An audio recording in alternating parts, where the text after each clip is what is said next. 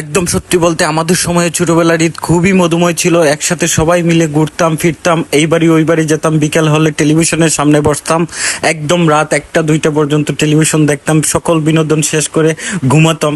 সেই সুবাদে ছোটবেলার স্মৃতি মনে করতে করতে ভাবলাম যে গ্রান সিলেটের উদ্দেশ্যে রওনা হয়ে গ্রান সিলেটের থিয়েটারে শাকিব খানের সুপার হিট মুভি চলছে বরবাদ, সেই বরবাদ সিনেমা দেখার উদ্দেশ্যে রওনা হলাম যে রাত 8টার মুভি যদি পাই তাহলে দেখবো, কিন্তু রাত 8টার মুভি আর দেখা হলো না। ঠিক চকিদিকি পয়েন্টে এসে দেখি প্রাইভেট, মোটরসাইকেল, সিএনজি গ্রান সিলেট এয়ারপোর্টের অভিমুখে রওনা হচ্ছে। আবার কিছু গাড়ি সিলেট সিটির অভিমুখে আসছে। এখানে জাম লেগে গেছে। আমি বেচারা সিনেমাটা হারালাম, সিনেমার অর্ধেকই চলে গেছে। এখন কি করব ভেবে পাচ্ছি না। কিছু ভেবে না পেয়ে বন্ধুরা মিলে কফি খেয়ে ঠিক বাসার উদ্দেশ্যে রওনা হয়ে গেলাম। যেহেতু ছবিটা দেখতে পাই নাই, তাহলে এই পোস্টারটা দেখেই মনটা জুড়িয়ে চলে আসলাম।